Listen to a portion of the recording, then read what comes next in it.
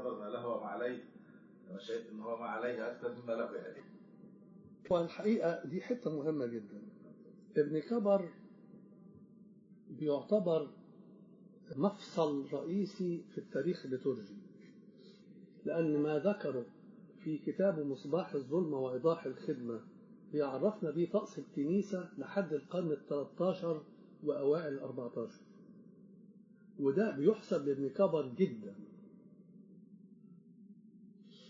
لأن ما حدث في طقوس الكنيسة وحياتها الليتورجية بدءا من القرن ال14 الميلادي إضافات غزيرة،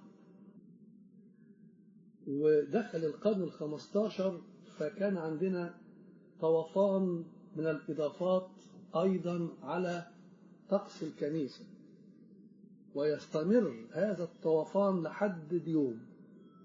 فلولا ما ذكره ابن كبر ما كناش عرفنا إيه العبادة في الكنيسة بكل أنواعها وأصوامها لحد القرن ال13. فده بيحسب لابن كبر، وده اللي أنا كتبت عنه. إنما المحاضرات دولت أنا طلعت منها ما حسب على ابن كبر عشان نخلص الممارسة الطقسية من الحاجات الغير صحيحة لغويا. أنا هسمح لنفسي معلش شوية في حضراتكم كده ناخد مداخلة سريعة أو يعني أصح وجهة نظر، وقدسك بقى يعني تفضل لو عايز تتعلق. طبعا أنا عموما بشكل عام طبعا أستاذنا في هذا الموضوع. الكتابات عموما الطقسية والتاريخية هي جزء من سياق التاريخي والزمني اللي هي محسوب عليه. طبعا قدسك أدرى مني الظروف اللي كتب فيها ابن كبر حتى مصباح الظلم، يعني ما الذي دفعه إلى كتابة هذا النص الشبيهة هو محاولة لحفظ التراث الكنسي اللي هو كان شايف انه بيتهدد في الفترة دي وكان مهدد بالاندثار.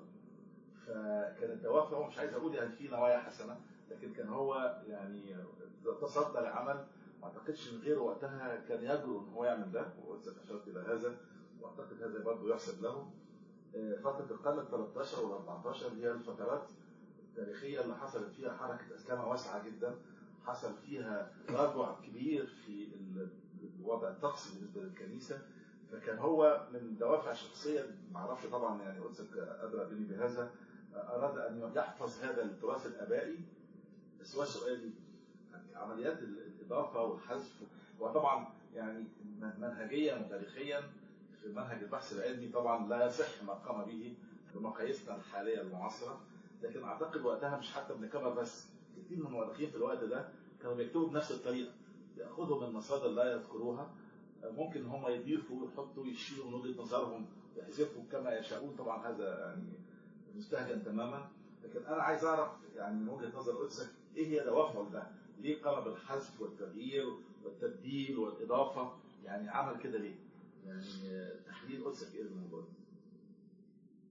أولا أنا في المحاضرة العنوان بتاعها العلامة القس شمس الرياسة أبو البركات. أنا لا أنكر أنه هو بيعتبر من أعلام الكنيسة القبطية في هذا المضمار، إنما زي ما حضرتك قلت بالظبط أن الزمن اللي عاش فيه ما كانش فيه تقدم آبائي تراثي بما نحن عليه الآن. فكان ممكن أول ببساطة شديدة يبقى قدامه مصدر، مش هو بس وآخرين، قدامه مصدر معين ما يذكرش اسم المصدر، يقول ويقول الآباء، فتح لنفسه طريقة أو سكة يقدر يغير فيها من النص اللي قدامه.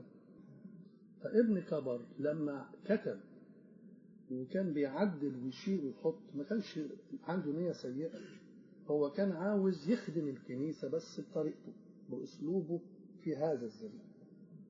عشان كده لما اتكلمت على محاضرة عن الآباء الكنيسة اللي يعرفهم ابن كبر أنا ذهلت أن في القرن 14 ما كانتش الكنيسة القبطية تعرف حاجة عن تراثها الآبائي تقريبا.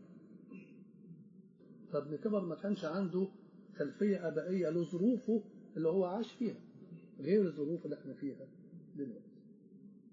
ودي فترة برضه السلالم والمقدمات وفكرة المحافظة على اللغة القبطية عشان كده تحمل المضمون الإيماني اللي كان مفقود او ضائع في وقتها يعني. بالظبط. قلت الحقيقه معلومتين في غايه الخطوره. الميرون نفذ ايام اثناسيوس الرسولي، معنى كده الميرون الحالي ليس له علاقه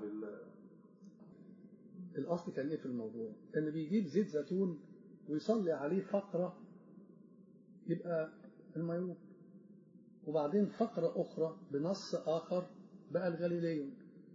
في القرن السابع عشان يميز الميرون عن الغاليليون اضافوا اليه البلسان، بقى يضيف عنصر البلسان على زيت الزيتون عشان ده بقى اسمه ميرون. وكان بيمارس كل سنة يتصلى على الزيت وبعدين تتم مراسيم المعمودية. فما حدش يقدر يحصر عدد مرات تكريس الميرون في الألف الأولى للميلاد على الإطلاق. وما يكتب حاليا في جداول عمل الميرون ان ده الميرون اللي بيتعمل مثلا في السنه دي هو رقم كذا، ده كلام مش مضبوط. انت ممكن تحسب عدد مرات عمل الميرون في الألف الثانية للميلاد من زمن الأنبا مينا عندنا أبو مقار، لأن هو اللي عمل الأفاوة، هو اللي بدأها ونقلها من عند البيزنطيين. وده تفسير قدسك بقى ان البابا اثناسيوس الرسولي لم يشهد اي خالص كان كله عباره عن زيت يصلى عليه بقى ميرون، يصلى عليه صلاه ثانيه بقى غير. هذا لم يشهد اليه البابا اثناسيوس خالص. ما هو ابن كبر هو سبب ليه؟ لان طالما ابن كبر قال حاجه في كتاب مصباح الظلمه، يعني هو كان عنده عذر في زمنه، بس هل احنا عندنا حاليا عذر؟ استحدث الكثير والكثير ابن كبر تبعات في الكنيسه. حاجات كتيره زي ما بقول بقالي اكثر من 40 سنه لابد من اصلاح ليتورجي في الكنيسه القبطيه. اعاده نظر يعني. ايوه طبعا في كنائس سبقتنا، انما احنا ما عملناش كده لحد دلوقتي.